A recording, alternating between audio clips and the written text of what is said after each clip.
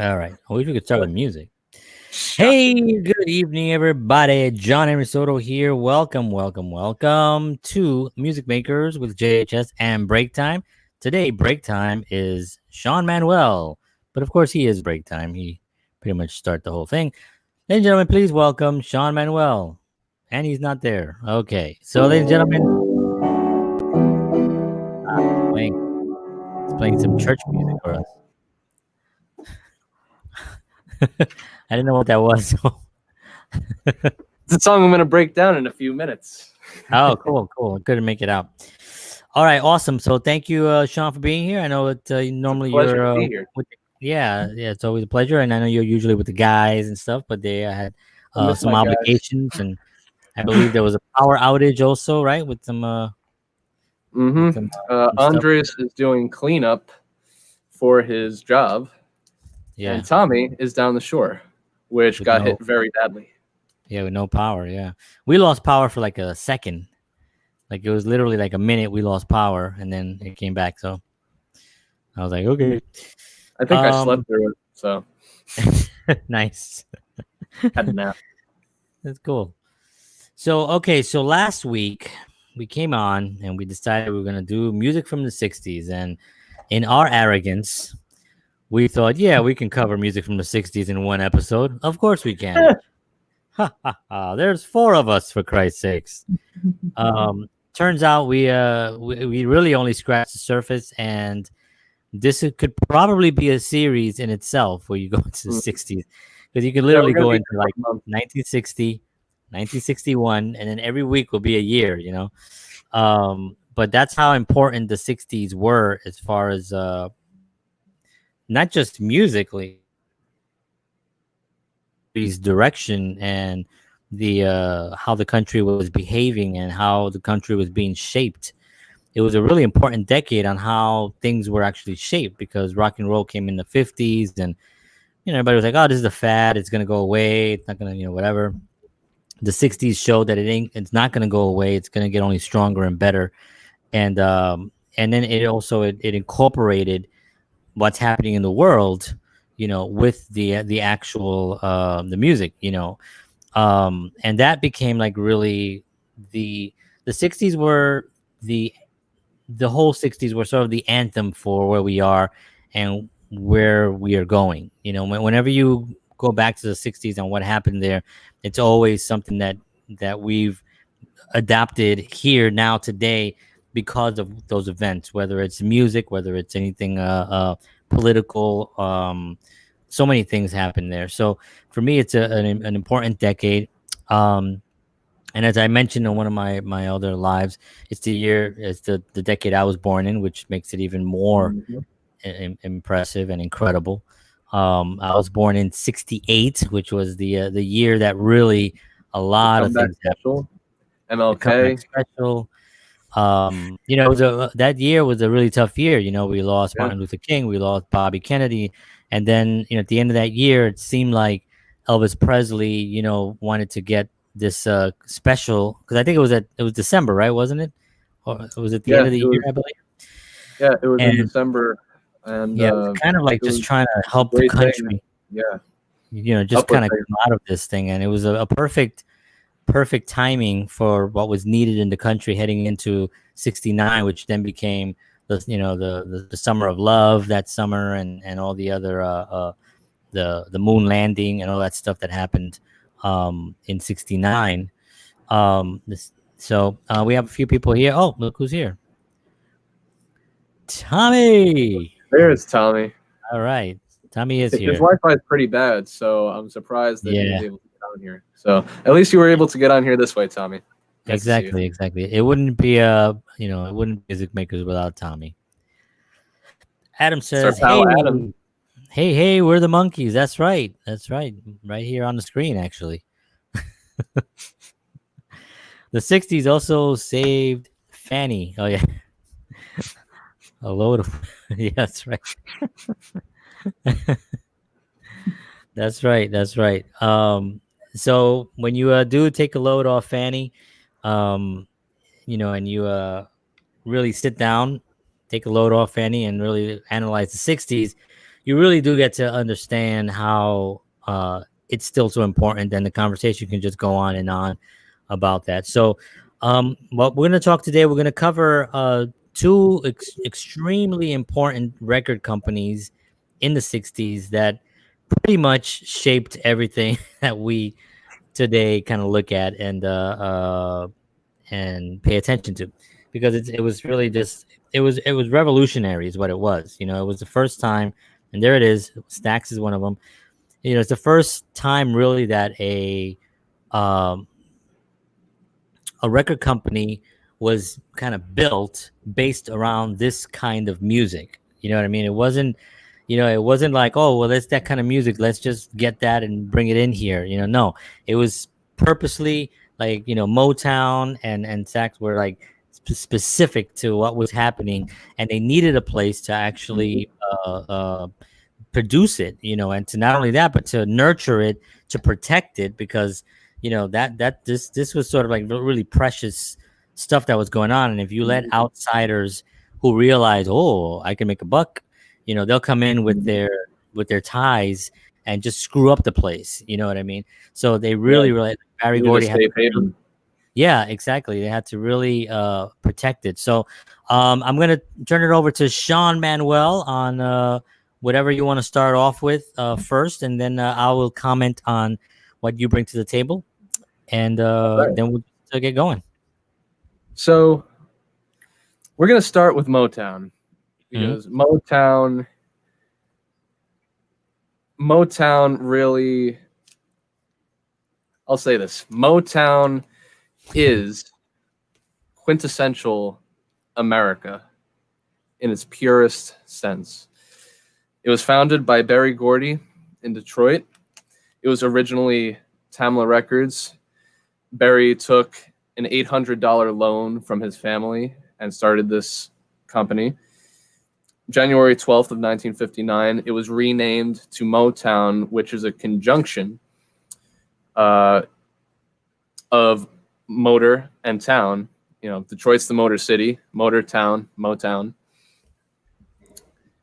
And now it's revered today as really the greatest music hit factory ever heard.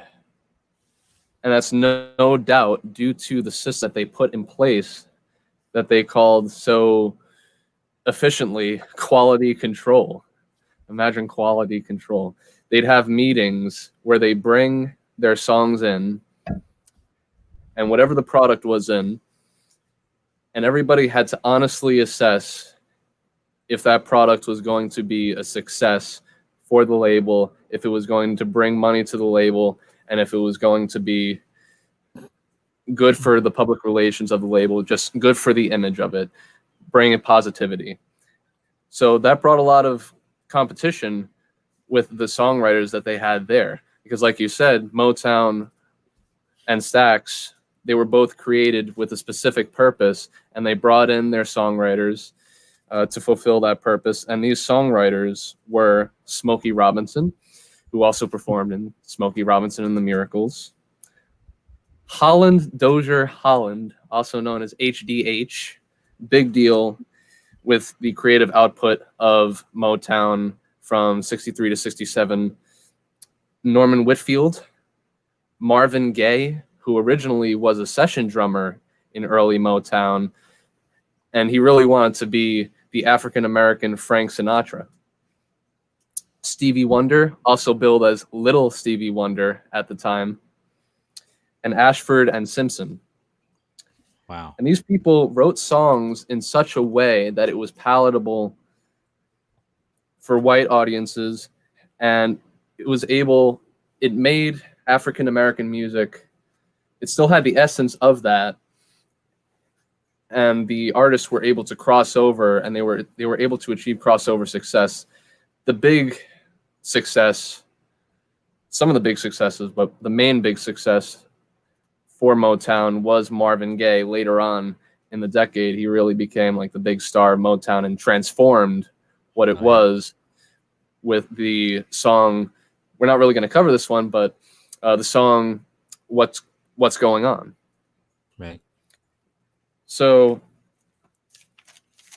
we talked about the songwriters. We have to talk about the artists, because sometimes these songwriters were paired with certain artists, and Motown had an artist development program. So the artists really got to know the songwriters, and the songwriters really got to appreciate the people that they were writing music for, the artists, vice versa, same thing. So some of these artists, they're going to ring a bell. The Temptations, Smokey Robinson and the Miracles, Diana Ross and the Supremes. By the metrics of how many #1 hits they had on the charts, you can actually consider Diana Ross and the Supremes the most successful artists under the Motown label, believe it or not. The Four Tops, Gladys Knight and the Pips. Oh, man. Martha and the Vandellas. The Jackson 5, Lil Stevie Wonder, Al Green, Marvin Gaye. And the first person to make a hit for Motown with the song Money, That's What I Want, Barrett Strong. Wow. Now, we got to talk about the songs. It's all about the songs. Without new original songs, the music industry will collapse upon itself. Yeah. So a couple of things on what we are so far. Fascinating to me that they had all these things in place, this model that they put in place to crank out these songs, but not just to crank them out, but to qualify them, to see what was, and then what that does is that it increases competition. It lifts people up. It makes people actually want to work harder to come up with a better song, knowing that they're going to be quality, there's going to be this quality assurance thing. Now, I mean, of course, I'm sure there's some politics that goes in, and I've heard some stuff going, whatever. That there's. Well, Smokey Robinson became the VP of the company, so right, and and I'm sure that there was some stuff, that we don't know about, right? But we're right now. I'm talking about. And he was Berry Gordy's protege as well, so there was some stuff going on there. I'm sure that there was that was going on, but I mean, Smokey was Smokey, man. You know what I mean? It's like you can't if Smokey Robinson comes in and he's doing what he's doing, you're gonna be like, yeah, you got half the company, buddy. You know what I mean? It's like you don't stop a creative force. No, you don't. And so I think Barry was wise in doing what he did, and maybe he made some decisions that upset other people, but overall, I think his decisions were for the good of Motown, and it was very successful. Yeah, but I find it odd that we're in a place right now where big corporations now run these music companies and stuff, and they're successful because they have money, so they throw money at bad stuff, because there's a machine going on that's a lot of money involved, and there's this machine, so they just stick something in there that's not good, with 12 writers and stuff, and a electronic beats and music, and somebody shaking their butt, and they put it out there, and the machine kind of takes it in and it puts it out and it becomes a hit, right? It becomes a hit. Yeah, you put it in enough places, you can't get away from it. So programming. Right, but that model today, moving forward, after COVID, I don't know if that model is going to sustain. I don't think people are going to. I don't think these companies are going to have enough flow, enough energy to kind of just keep this going. You know what I mean? So it's amazing to me that companies aren't, or maybe they are out there, and I just don't know them. I don't know enough about it, but that companies actually don't have, one, a quality insurance place, two, artist development. Who does this anymore? Nobody does that. Record company, they don't care about that. They're gonna go and they're gonna find somebody that has already 500,000 followers, nice Instagram following. Yeah, have 500,000 followers on Instagram there, or before it was on MySpace or wherever they are. They already have an audience. They're gonna come in. They're gonna say, "Here's a couple bucks. You're on our label now. We're gonna throw some money at you, and we're gonna put you out there." But there's really a lost art in finding a raw talent and being like, you know what, they're not there yet. They're not, but there's potential there. Let's work with them and let's see if they're easily to mold. So anyway, that to me is really fascinating about Motown and what Berry Gordy did, and very inspiring as well. Mm-hmm. Yeah, to bounce off of what you said, John, like looking back at what Motown was and looking at the companies today, it's kind of like, I hate comparing it to politics, but it's like one and the same, where somebody's trying to provide a service. Well, this is my interpretation of it. Somebody's trying to provide a service, and their intentions are genuine in the beginning. But once they get that taste of money, everything changes, and it's all about just staying on top and not breaking the model. Right. And the model today, it's not much different from what Motown was, but the difference is now you've got, like droves of songwriters just to write one song. Right. When back then, songwriters, there used to be one songwriter for a song, maybe two songwriters, maybe three. And Top. If you got but past 3, it was a miracle. and by no that now, God forbid it's 4, but that's what Right. it was like max in the 60s. You owned your song, you had this enough skill and enough creativity, and it was encouraged that that was your song, that was your creative output. We're gonna see what we can do with it. Right. Right. Exactly. And yeah, and I mean, I think that that's the money part of it is always the factor. You know what I mean? It's just always a factor, because if you have this thing and suddenly you're operating it, I'm just throwing numbers out, but you're operating it off of $100,000 a year, and it's going, suddenly somebody hits a million seller, a Marvin Gaye comes out. Now the company is cranking up $100 million, a year, right? Now they're gonna get a big office, they're gonna get more stuff, more money is gonna be out, and then what ends up all this happening is, fancy stuff, it removes the you have humanity of it.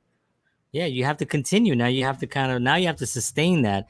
And that's why Sony Records, like when I've always told the story about when I went to Sony Music years ago, when I had somebody doing some stuff there for me. I went into one of the floors and it was an empty floor. I got off on the 17th floor, completely empty, the whole floor. And then the guy who was there, like the janitor guy, told me there's about 10 floors like this in this building. So they built this thing up, and then of course they weren't ready for the internet, and that just like crashed it. And I don't even know what's up there now, but it's just that's what happens. They grow they don't they grew so fast that they couldn't keep up with like what was working. What was working got extended into this weird thing, instead of just keeping it like this and just, yeah, okay, great, money is fantastic, everybody's taken care of, everybody's good, It's no but longer now let's pure. keep this It's going. just synthetic now. Everything is Right. like synthetic. Right.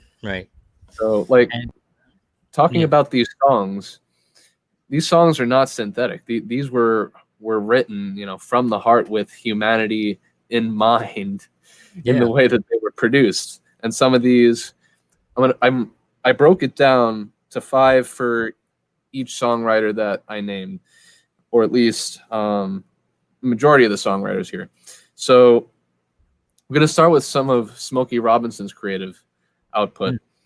So we've got a song that was made famous by the Jackson 5, but it was first recorded by the Miracles in 1960, called Who's Lovin' You. oh, The next one is a song that was covered by the Beatles because they had admiration for Smokey Robinson and the Miracles, and this song, You Really Got a Hold on Me. You really got Now, hold on me. Oh, that's a great song, man. the readers poll for Motown, for Rolling Stone, readers poll favorite Motown song of all time, My Girl. Oh yeah. Jeez. Another Temptation song, Get Ready. Did Smokey Robinson write My Girl? Mm-hmm. Oh shit. Yeah, he wrote My Girl, he wrote Get Ready, and he also wrote Tears of a Clown from a little carnival sounding ditty that Stevie Wonder sent to him. He said, it sounds like a carnival. So he wrote this song about a clown crying, because you never see a clown crying. Yeah. That's Smokey Robinson. 5 songs right there that are all classics. Jeez. Now, Holland Dozier Holland, this was the songwriting core for like the mid-60s. You Can't Hurry Love in Oh '66. wow. Yeah. Come See About Me, that was in '64. Baby, I Need Your Loving, '64. Can't Need Help you. Myself, '65. And a song called Heat Wave, uh, Ah. popularized by Martha and the Vandellas in 1963.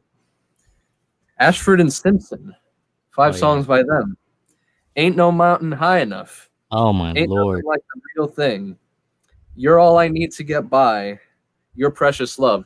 All those songs sung by Marvin Gaye and Tammy Terrell Wow. because they were paired with them in their artist development. Yeah. So Yeah. they wrote songs for Marvin Gaye and Tammy Terrell because they were a great team together, great Yeah. song, Yeah. singing team, great Now, vocals. I remember.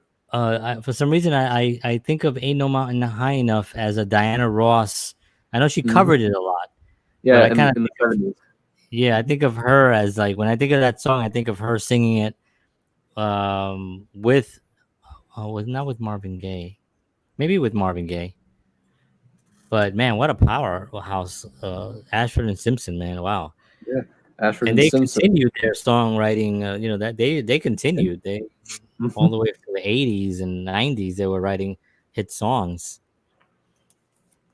Now, Motown was founded by Berry Gordy, who was a songwriter and producer himself. So some Mhm. songs that he wrote. This song was popularized by Captain and Tennille in the 70s, but it was written in 1960. Shop Oh, Around, oh, Do really? You Love Me, I Want You Back, ABC, and I'll Be There. Wait. He He wrote wrote "I'll all Be the There." I didn't know that. That's all the yeah. Jackson He, Five. he wrote them with 3 other people Yeah, in a group called the Corporation. So nice. that's That's what right. they Yeah, were that's what they were called. known. I like Now that. let's take all these songs and see what it raked in for their net worth. $61 million, 79 top 10 records on the Billboard Hot 100 between 1960 and 1969. This goes. This is a testament to the system that they had when they recorded and produced these songs. Their arrangements, they were so detailed the way that they did them. So I'm going to give you an example of one. So the Motown band orchestra used to record all of the label's tracks, recorded in the same small room in this place called Hitsville, USA, which was Berry Gordy's house. Yeah. So they recorded in this room, famously called the Snake Pit, because of all of the cables, strewn about everywhere. And their house band, they were a group of people that were lovingly called the Funk Brothers. Mhm. On keyboards would be Earl Van Dyke, Johnny Griffith, Joe Hunter, guitarist, Joe Messina. Doesn't that name sound familiar Mm. to somebody who collaborated with a certain Kenny Loggins? That's right. Robert White, Eddie Willis, percussion, Eddie Bongo Brown, uh, John Ashford. We got drums, Benny Benjamin, Uriel Jones, Pistol Allen, and now the bass. People love the Motown bassist, Yeah. the one and only James Jamerson. Yeah. What a melodic bass player, Dum, man. dum, dum, dum, dum. Man. What a lineup right there. So a typical track would have a rhythm section guided by the piano. So I'm going to go over to the piano. I'm going to pick a song that everybody knows.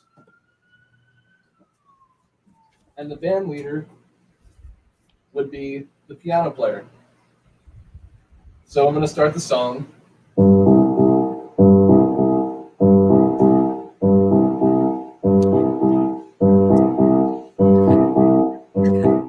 It's like so.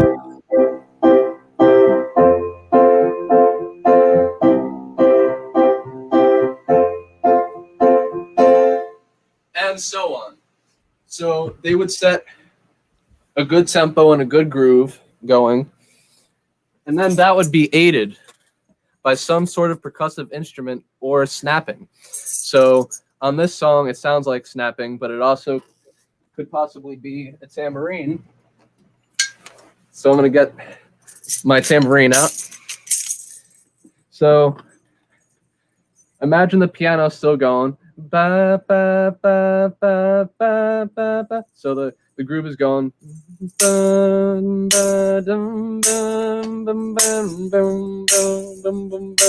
they would get the groove going there. You'd have the drums fall in as well.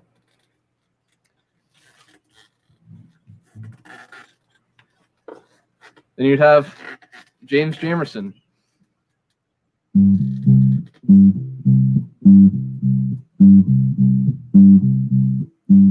Playing with his index finger and on a P bass, not a Rickenbacker bass, with a foam mute on it. Going through a DI, no amps were used in the Snake Pit. Everything was direct, huh? Everything was direct? Yep, direct input. Damn. I didn't know that.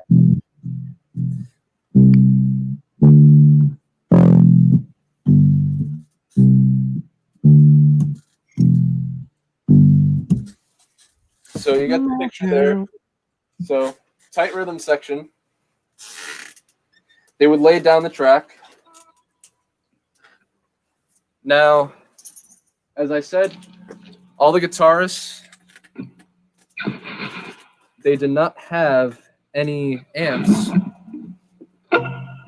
They would listen to the track through studio monitors, and they had special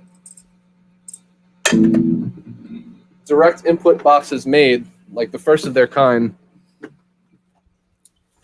and all the effects were added in post-production.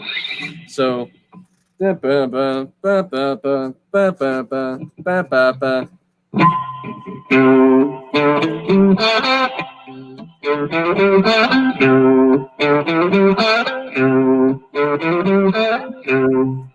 that would be going, and then the second guitar, the rhythm, would drop in with them.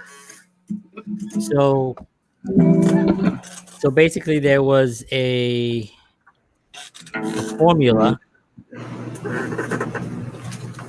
where they kind of like, and until this day, I think that's still kind of done. Because even if you P-bass go, is still loved, it's still beloved with its sound. Yeah, and I love how, because I think you made a great point of how they actually created this this, I guess you would call it a formula, right? The Motown formula, the way they actually put a song together. Because if you listen to I hate to talk about the Beatles again, because we've been talking about the Beatles forever. It's the Beatles show, John. I know it is. But if you talk about, listen to the Beatles, some of their tracks and stuff, they pretty much always just came in. You know what I mean? Like they kind of like, they all live. Yeah, they kind of just came right in and stuff, and they kind of, so it wasn't like what they did at Motown. And I think Motown was for the dramatic effect. You know what I mean? Like you hear that dum dum dum dum dum dum dum dum dum dum. You know what I mean? It's just like you're just kind of anticipating something is coming. You know what I mean? And then when it comes, I've got sunshine. It's such a beautiful, like, oh man. It's like, that must have been like incredible when that first came out on the radio. Yeah, if you're talking about the effect, I can demonstrate, because Smokey Robinson added a modulation in My Girl, which is very uplifting, not only in the beginning, with the way that the whole band dropped in and then the vocals started, but the third verse, it's such a huge, like, coming out, a huge effect with the way that Smokey wrote this song. So I'm going to go from the end of the last chorus, the chorus before the solo. So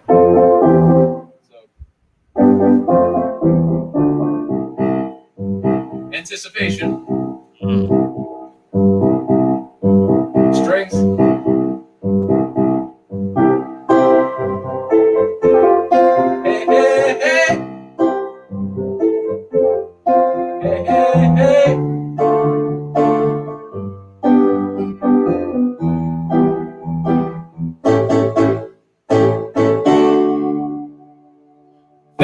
key of D, a whole step up. We are a whole step up. It's just so uplifting and momentous. And you're right, Motown music and most soul music Talking about you, I agree. was written with the purpose to move. It was beautiful. It was pure. And I wasn't even done with talking about some of the production of it, because we got the strings and the horns. This is the interesting part, because you said, there's a formula, because there is. And the part of this formula was really a pioneering thing, overdubbing. Mm-hmm. The strings and horns, they were overdubbed. You could see these videos of like these huge orchestras with the Funk Brothers together in the Snake Pit playing under like one microphone. But I'm calling them out. It's total BS. The actual track was recorded with the strings and horns overdubbed. So that was groundbreaking. You have to at that point. You know what I mean? If you want to get what they got, you gotta do that. And to think they're overdubbing with, did they have? I think they had 4 to 8 tracks. They like had probably the best fitted studio like in America at the time. So I believe it was 8 tracks that they had to do this thing. Yeah, I mean most people I think had 8, and then they would take them and then bounce them onto one. So then you could have the other. Have to mix it, bounce, mix it, bounce. Yeah, so it was like the Beach Boys called it ping ponging, but it was hard. What was that? The Beach Boys called it ping ponging. There you go. Yeah, so exactly ping ponging. And the most important part, all this orchestration is great, but without good vocals and good vocal production, it could all be for naught. So the vocals in the beginning of the decade, they weren't as isolated as they would become. But the cool thing with the production of it was the vocal track would be duplicated. And the duplicated part, it would be heavily compressed. It would be heavily compressed. And on the EQ, they would turn the treble all the way up to add presence. And they would ride the fader. Throughout the track. Instead of adjusting dynamics by changing the other tracks that were already there, they would ride the fader on the vocals. So to get that emotional effect, when there was a swell into the chorus, they'd ride that thing up like all the way. Wow. So one more thing. It would sound empty without an echo plate, right? They had a simple echo chamber. They would ride all the cables up above Berry Gordy's living quarters to his attic. They'd have a microphone at one end of the room. They'd have the echo plate at the other, and then they'd have the speaker. So that's how they made echo. It was pretty straightforward the way that they did it. It was like a low budget effect at the time, but it makes all the difference. It really does. Yeah. And it's African American, so there's some call and response in there from gospel music. So it had those elements ingrained in it, so it was still inherently an African American sound. Right. It was not the Detroit sound. And it wasn't just African American sound, it became the American sound of the decade. Right. It yielded so much success. Obviously, it was dwarfed by the Beatles, because we talked about the Beatles for a half hour to 45 minutes last week. Right. But Motown domestically, it was a huge, huge success. And the Beatles looked up to Motown.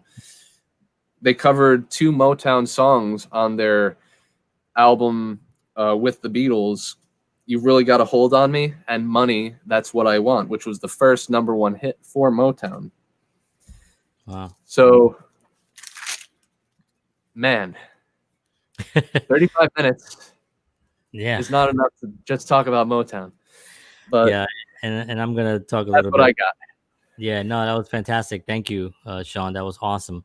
Um, when you really break down like the songs, and that's one of the reasons why I like Rick Beato. I don't know if you guys, if Mhm. anybody's out there, if you want to follow a really smart guy on YouTube, it's a Rick Beato, Beato, and he's just breaks down songs, but he actually has like a lot of like exactly what you just did. It has a lot of insight into how they recorded it and what they did and stuff like that. And you start looking at the albums that were recorded back in the '60s and even into the '70s. Um, they were just trying to find spaces that they can put a mic somewhere. You know what I mean? And get the sound. I mean, like, when the They were levee making the best of what they had. yeah, exactly. When the levee breaks with Led Zeppelin was they put John Bonham into a huge room, and they basically just it was an echo. So it was like doom doom boom, doom, the he had that huge giant oversized bass drum. I think his bass drum was like 22 or something. It was some ridiculous Oh, rating. speaking of drumming, some Yeah. songs, some songs on Motown productions would have two drummers on them. That's another thing. So. Wow. Yeah. So, but yeah, it was working with yeah. Tommy says Rick Beato is awesome, and I say yes, he is. He is awesome. Yeah. Um, so one of the incredible things about that is not the music is incredible, but it's to me I'm still fascinated by just the system that they put in together, and the work It was a ethic. hit You know what I factory. mean? It was just like people that really wanted to. It was a hit factor, and they there and they were like, we're gonna crank out songs, gonna really take it seriously, and that just you do it because you love it. You know what I mean? Because they had no idea what the hell was gonna. They didn't know what was over the rainbow. You know what I mean? They just Mhm. it was something that they love. It was his house for Christ's sakes. You know what I mean? It's like we're just gonna do it in my house. And and that to me is really impressive. So I'm really looking forward to like the future of people actually starting to do this again with social media being more accessible and with more ways of getting your content out and putting music out. There's going to be a lot more organization of people in smaller places putting things together and really trying to put a system into place, and, and cranking out some songs that will really give competition to these big conglomerate music companies that basically just have money, and they throw their money at and not to knock all the music. You know what I mean? It's just that it's not Smokey Robinson. You know what I mean? It's like as much as I understand that some people they're talented and they're great and what but the songs It ain't this no Stevie not Wonder. timeless. I haven't heard a timeless song in the last a timeless song. I mean, maybe I'm wrong. Maybe there's some songs that I missed, but in the last 10 years, I'm gonna say I haven't heard a timeless song. Maybe even just in the last 10 years, not that long, because I mean I could go back to the '90s and I could talk about Nirvana, and I could talk about It Smells Like Teen Spirit and say that's a timeless song. I could hear that song today and it's like, wow, that song it's still good. Pearl Jam has some stuff like that. So there are Still kicking butt. yeah, there are these bands that still have this timeless that can still do that. But again, they did that. They wrote it. I mean, they were in the studio and they did it. You know what I mean? So it wasn't like it was and Kurt Cobain did that. You know what I mean? And Eddie Vedder did that. So it wasn't like there was this machine that just pumps out these pop stars. Like American Idol, for instance. I know we're kind of veering off topic a little bit, but that's We how always I. get back anyway. Yeah, We're but that's pros. how I roll. Yeah.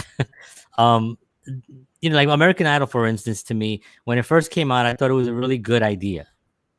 I thought it was a good idea. I thought, oh, that's cool.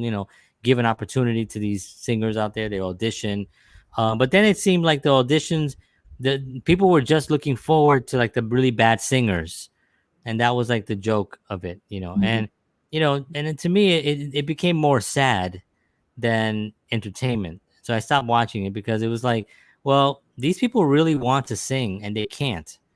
And there's nothing more frustrating than an artist trapped inside a body that can't produce what it wants to produce. I mean, he's still an artist or she's still an artist, but it is kind of like a sad thing. I mean, like I love basketball, right? And I played basketball all through growing up. and I used to get my ass kicked by these, big dudes, and they would knock me out. My glasses would go flying, and they'd just be like, "That's how you learn, shorty. That's how you learn." And I respected it, and I got good, and I could play ball, right? But that was just I was not going to play any professional level. So the frustration of it, of course I had music and art and all that stuff, and acting and all that stuff, so I wasn't like suffering. But somebody who's only think of this, to me, is sad. So the show I lost respect for the show after, like, I think like the fourth season. I was just like, and the fact that it's gone on and it's still going on, I think, just shocks the hell out of me, because they're cranking out um, what I think are really, really great singers that get trapped into whatever system they have in place. The first winner, incredible singer, phenomenal singer. But I felt that they had her kind of trapped into whatever contract that they make them sign, which is probably a lifetime contract. I don't know how that works, but Ruben Studdard, I thought, was a fantastic singer. He won. Clay Aiken kind of went into politics and went nuts. But there was a lot of these early guys that I thought really had a lot of potential. Anyway, the reason I'm saying is because shout out to Adam Lambert. Actually, Adam Lambert is fantastic. Yeah, Well, the thing, like the singers themselves are great. What's the country? Carrie Underwood, right? Um, you know, how can phenomenal, right? The chick who won an Oscar, she lost. What's her name? Can't remember her name. She won an Oscar for Dream Girl or something. Jennifer Hudson, incredible singer. Incredible singer. So I'm not knocking the talent. You know what I mean? But this system that was put into place, like the Barry Gordy system, you know what I mean? This thing did not crank out classics. They focused on the image and the marketing of the actual talent. The talent is real. The talent is amazing. But the behind the scenes, the workers, the writers, they were not getting the right writers, or they had a group of writers that were the same guy who was like, yeah, Josh, Mike, and Todd. Josh, Mike, and Todd. Every record is like the same guys that write all these hit songs. And I want to see classic songs, R&B songs and stuff. We can't rely on like Stevie Wonder forever. Stevie Wonder's still cranking out great songs, and a lot of these legendary guys are still cranking out great music. Unfortunately, they're not getting the radio play. But I think that anyway, so that was just my own thing on the whole system thing. I'm fascinated by building an actual a technology of music, of music management, and that to me is a fascinating thing. Yep. Yes, Adam Lambert is now the front man for Queen. He really does. I have to tell you, he is a showman. I saw them somewhere on it was on somewhere TV, and I was blown away by first his vocal abilities. It's just incredible, and his showmanship. He is like Freddie. Freddie was Freddie. Nobody's like Freddie. I shouldn't even say that, but he was very, very. He fit the band extremely well. I saw him on the '68 comeback tribute when he covered the Suede Shoes, and he owned it. It was fantastic performance. Yeah, no, he's a great singer. Like I said before, those guys, and he's managed to break away from whatever and go into Queen. You know what I mean? That's like, I'm surprised that he even got allowed to do that, because they would want him to go out and crank out his own music, and push him out there, and he was just like, no, I'm gonna go sing lead for a legendary band from the 70s. And I'm like in my 20s, and I'm still that's what I'm gonna do. And he did it, and he's incredible. But anyway, okay, so let's get back on track here, because I like to take us into weird places. But so anyway, that was Motown, and now we're gonna talk about Stax. We only got 15. You know what? Let's just talk about it, and let's not give any time limit. It's our show. All right. It's our show. we have Motown in the North, in Detroit. The Motown of the South, in Memphis, Tennessee, where I actually went to their studio. Wow. Stax Records, Founded in 1957. It was originally called Satellite Records. It became Stax in 1961. Their setup was actually very similar to Motown's. It's amazing to see, like, if you're breaking down culture, seeing the same thing happen in different parts of the world with cultures. The same thing happened with Motown and Stax. Motown being up in the north basically had the same setup as Stax, because Stax, their motto was one studio, one equipment setup, one group of songwriters, the same set of musicians, and that made their sound. As I said, definitely comparable to Motown. Let's talk about the songwriters. We have the biggest star, Otis Redding, Isaac Hayes, the voice behind Shift, David Porter, Al Bell, Eddie Floyd, and Wilson Pickett. They're artists. The house band, Booker T and the MGs. What a band. Love that band. Otis Redding, Isaac Hayes, the Staple Singers, Sam and Dave, blues legend Albert King. Oh, man. Rufus Thomas, Eddie Floyd, Wilson Pickett, The Emotions, Big Star, and more. Wow. Some songs. I'm actually just going to play this one, and you're going to know what it is. So. Can we guess it?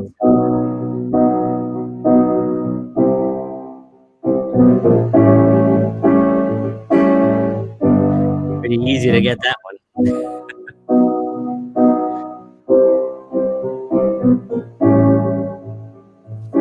I'm sitting on the dock of the bay.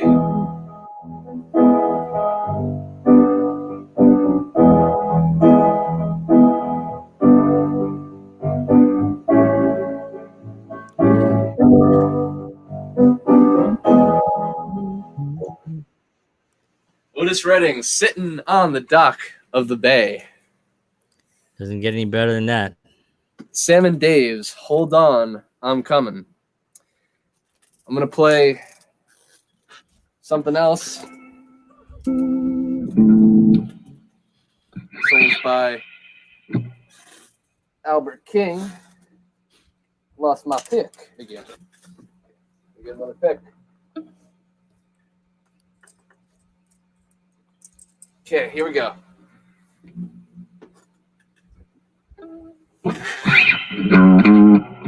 So this is by Albert King.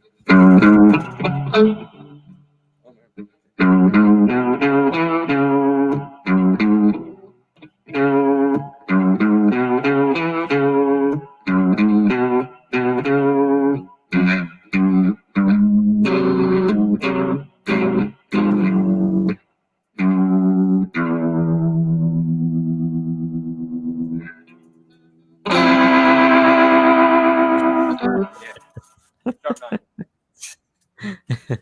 For the effect, it doesn't have a sharp 9 in it, but I'm a show off, so it's fine. Born Under a Bad Sign.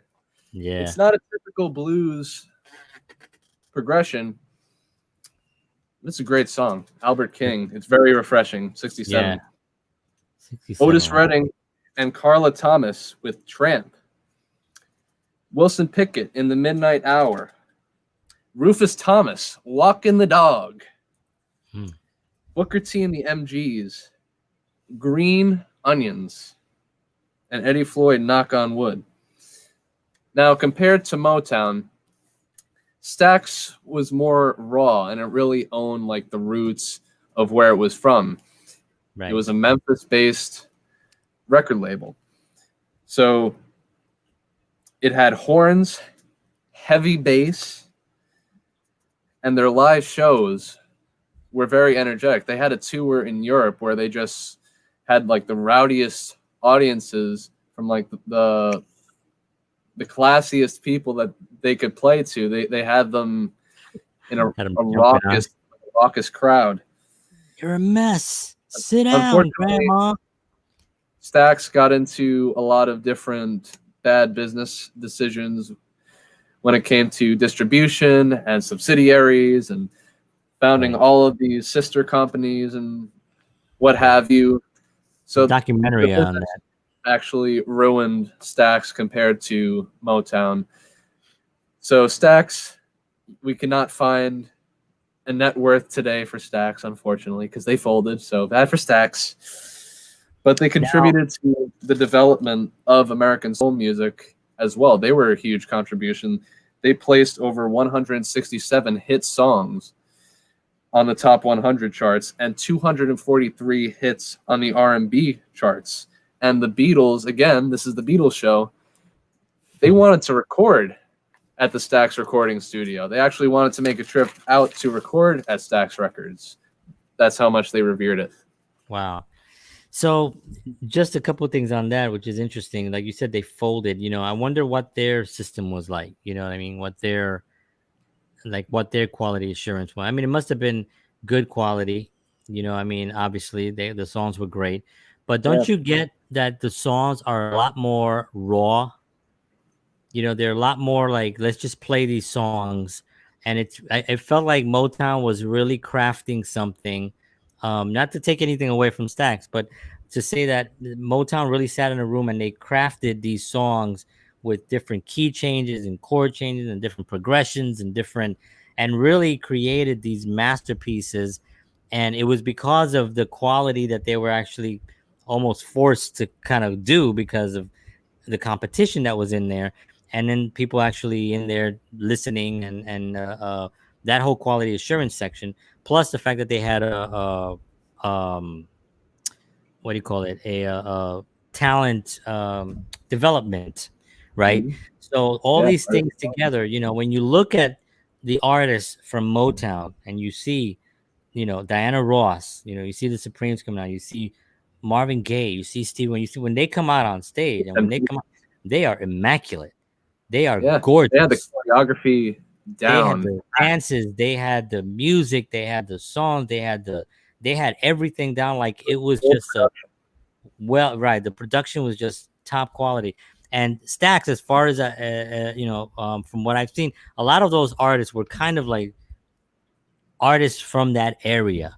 It was Mhm. like, you know what I mean. And Stax, It was I'm Memphis sure came to personified. be because Elvis Presley, you know, Sun you know, Records, just a Sun short drive Records. away. Yeah, so of course somebody's like, we got to do something like that too, and there's a lot of artists all over the place.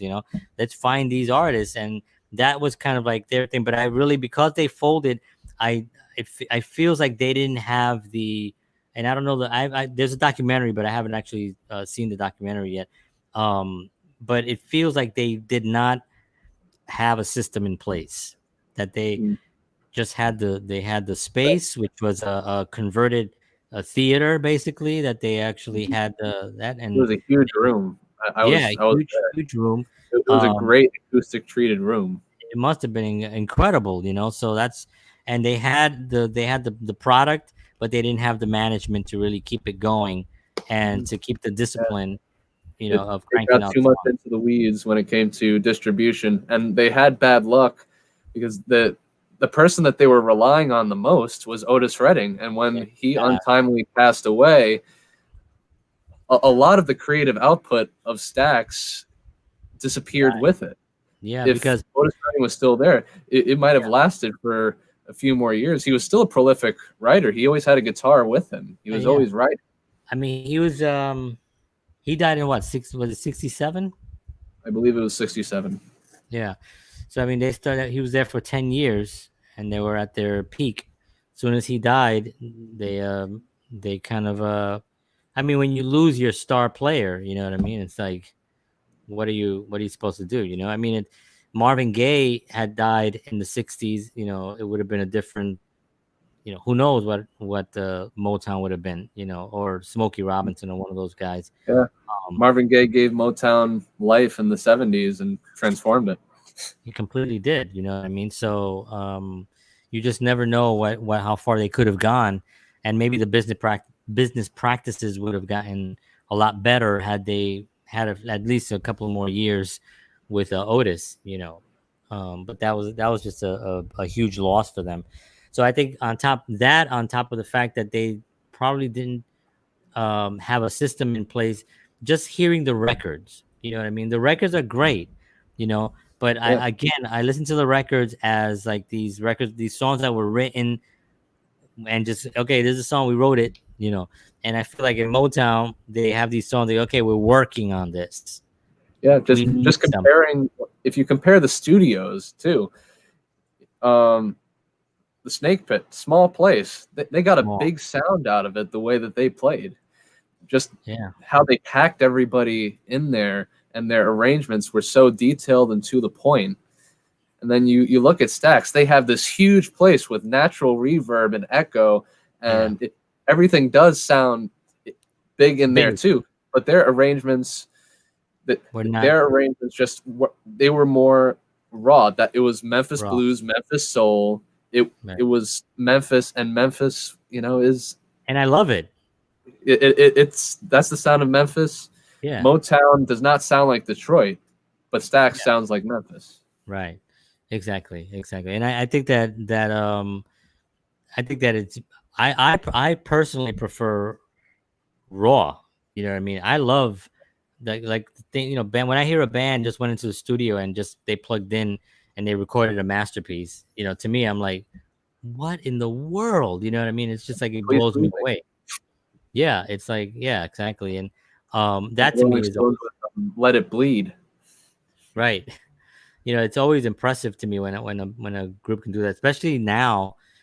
I think a lot of bands now are kind of like going back to that because they're just realizing that you can do it. Technology wise, we've come a long way, so you can isolate things a lot better now with Yeah, mics and stuff than you could, you yeah. know, You could get 40. carried away with it though, because you never know when to end with the production. You could be on the same Right, song for right.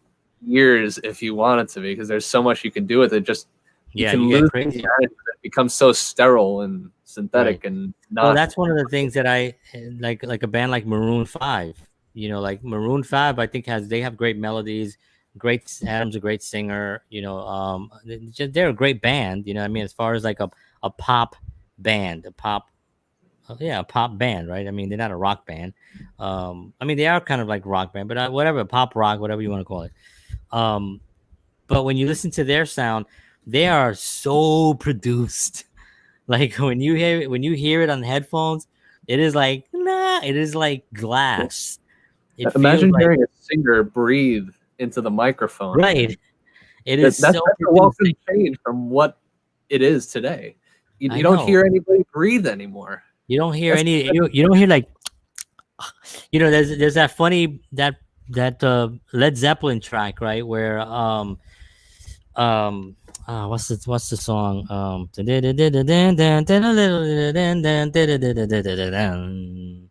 what is that song? Whatever that song is. But there's a part of it where they go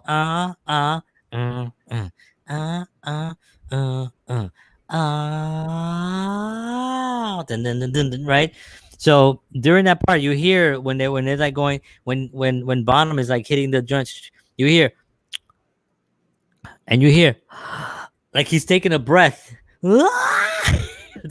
And I love that because that's exactly what's happening. You know what I mean? It's nothing fake about It's it. natural. They cut so much, they clean it up where everything is just so crystal glass that it's a nice song becomes like a little sterile.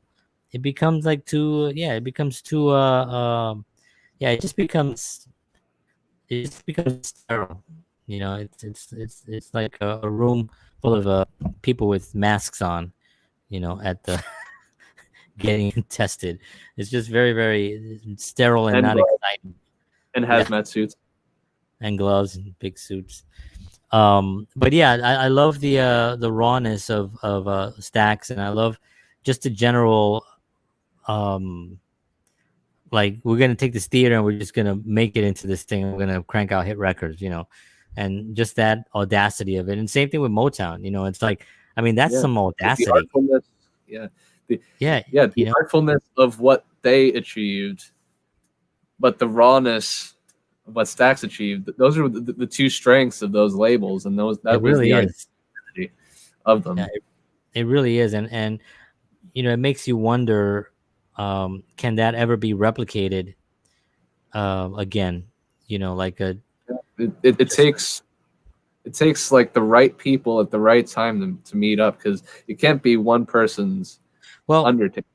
I mean, I'll tell a story real quickly, and I was involved. I won't give any names, obviously, but I was involved for about 3 years with a record label, and I was really shocked at the talent in this area that I would have to go to all the time to meet these guys. These guys aren't from here; they're from somewhere else, and but I would go to this place, and people that I would meet would be like really talented, like it was just weird. I remember one time we were at a gig somewhere up there, and my business partner at the time was kind of across the room from us, and I was kind of like there. We're watching this performer, and we're sitting there, and it was a new person came on, right? So they start performing, and we're like blown away. It was like three. It was two. It was a married couple and another girl. It was like a three, and they were guitar, and they were the harmonies, the songs. They were all original songs. And I remember we looked at each other from across the room. We were like, like, what the hell's going on up here? What the hell is happening? Everybody's like incredibly talented. So we were really, and for a little while, I was thinking Barry Gordy. I was thinking Motown. I was thinking that whole idea of buying a place in this location and just cranking out tunes and really pushing them and marketing them, with social media and all that stuff at the time. And I was excited about it. It was, it didn't work out and stuff the way I had anticipated, but if you get the right guys, and the right circumstances in place, and somebody's really driven enough, and you get artists that are actually on board that really want to listen too. That's a whole other thing, right? Because even some of the Yeah, artists people that we don't have met, to agree to artist development. yeah, because somewhere along the line, an artist decided, which is fine. There's nothing wrong with that. But an artist decided that they're untouchable as far as what they want, how they want to look, how they want to Mhm. be, how they want to act, which is completely understandable, and you can't really fight that. You have to kind of like give them that and grant them their beingness of wanting to be that thing. Nobody told Bob Dylan how to dress. Nobody tells Bruce Springsteen how to dress. Nobody tells the Rolling Stones how to dress, or ever did. You know what I mean? I can't imagine anybody walking into the room and telling Keith Moon, Keith, we need you to dress like this. You know what I mean? He's just not gonna do it. Somebody definitely told Jimi Hendrix how to dress. Did I don't know about that. Or Elton John. Elton John. Well, Elton He's a- John talked about that. His when he wore the duck outfit and all the other crazy stuff. He But basically, I don't that's know. for another music makers right there, my friends. It is absolutely, it's a music makers. But I think with the whole development stuff, it's such a huge part of what we're dealing with now, because you have to also understand that the Beatles did it. You know what I mean? And I know John didn't want to do it, but they said, we're gonna this small tie, suits, hair this way. This is how you guys are gonna look. And it was a phenomenon. And when a lot of these guys, I think Marvin Gaye to a certain degree, and it might have been his own style, but his own style was just so fabulous that he came out and he was the Sinatra of the Motown Sinatra. You know what I mean? I mean, he was just the coolest guy ever. You know what I mean? And then you have guys like what's his name?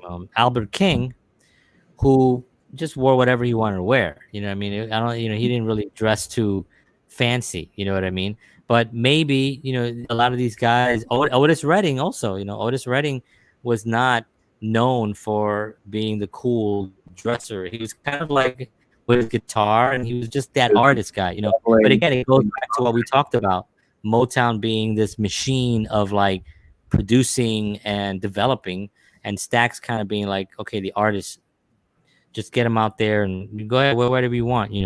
So if someone can get a balance of that, like if you go to a band and you say, okay guys, I get what you're doing here, but maybe because of the lights, because of the color, because of social media. For the love of God, we're in a different world.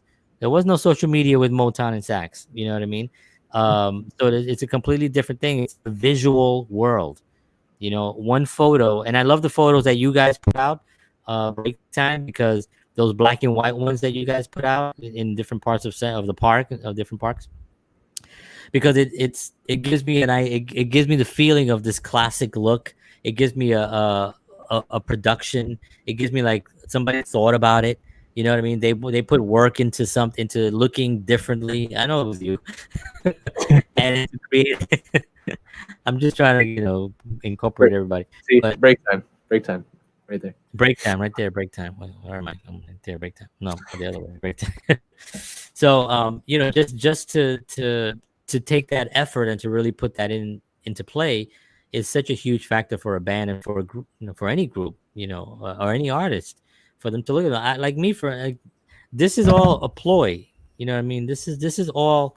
I'll say it right here. You know what I mean? This. Look what I got going on here. This, I colored it. I put this on. I got my dark glasses. I got my black band on. This is all a show.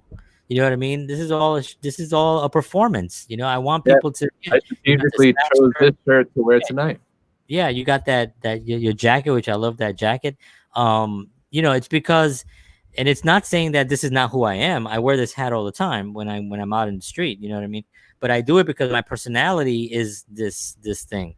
You know what I mean? But I also am very Art conscious of. demands it sometimes. The quality of the art demands a certain image with it. Right, right. And people say, well, they'll compare you to somebody else, and I'm like, comparing you, like somebody said it before. Well, Bruce Springsteen goes out on stage with his jeans and a t-shirt. I'm like, yeah, we ain't Bruce Springsteen. Okay. Bruce Springsteen is a legend. You know what I mean? He's like, so when people do that always upsets me, when they compare themselves. Like, if you look at the percentage of legends, in comparison to how much music has been recorded and played on the radio, the percentage of the legends is so tiny. I mean, it's so tiny. You don't believe it, but of course they're legends. So that's what we pay attention to, and we aspire to them. Rightfully so.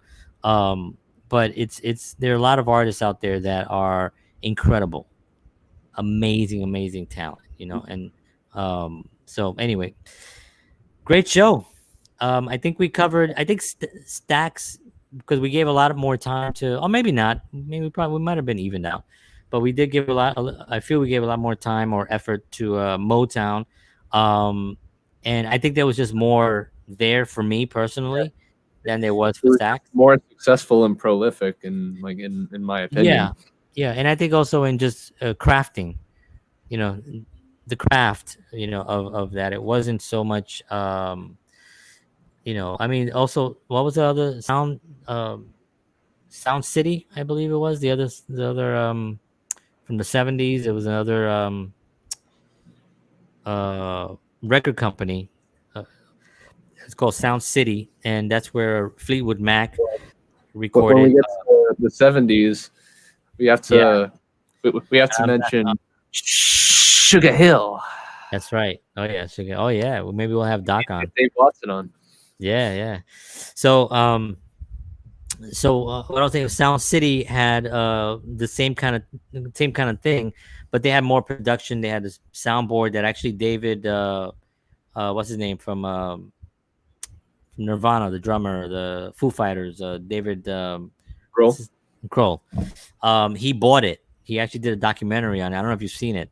Yeah, that uh, he actually has the soundboard Right. with Paul McCartney. This legendary red console that they recorded on. They recorded some tracks on it.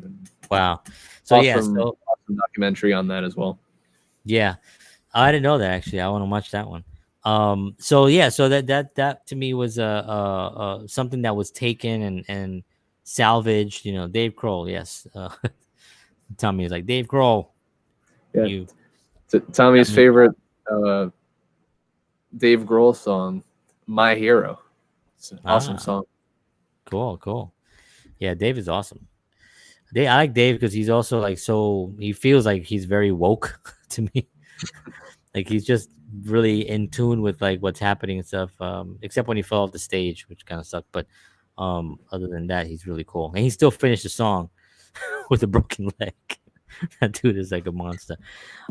Anyway, dude, this is always a pleasure. I think we could probably talk about more stuff 60s wise, but maybe what we'll do is we'll come around again and maybe we'll do a wrap up one day and we'll cover maybe a couple of things from the 60s and 70s Yeah. together and kind of do a We have to talk about the Doors, the band, the Birds, Carlos Santana.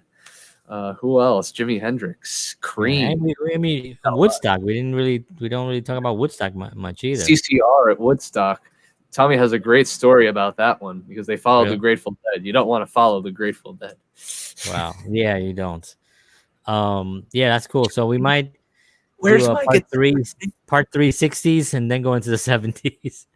For me, I don't care. I love doing this. I mean, these are on YouTube. I'll download these, keep them from prosperity. Maybe they're going out into space and somebody is watching the historical documents right now of the history of. This is our Johnny B. Good that we're gonna send into space. That's right. That's right.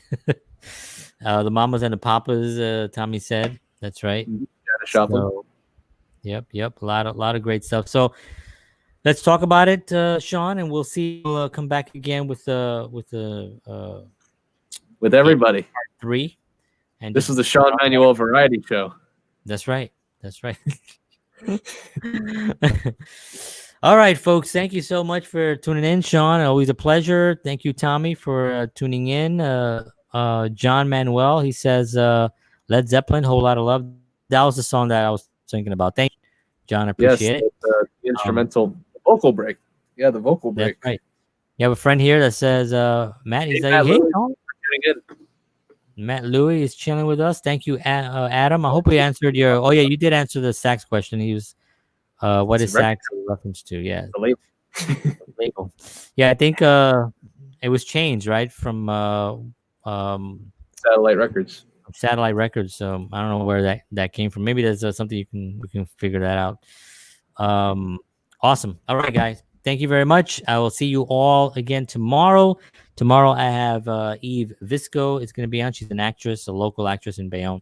Going to be fantastic. And 9:30 tomorrow. So thank you, everybody. And as always, Break Time at Break Time Live. And I always forget this. You never forget. You're always like, we follow Break Time. And don't forget about your book coming out in 2064. Right. Pre-order my autobiography. Pre-order it. If it's autobiography. It'll be on the clearance part of wherever that is in the brain. Right. All right, folks. Make sure you please follow Break Time at everywhere Break Time. And we will see you all again very soon. See you all next week. And as always, peace.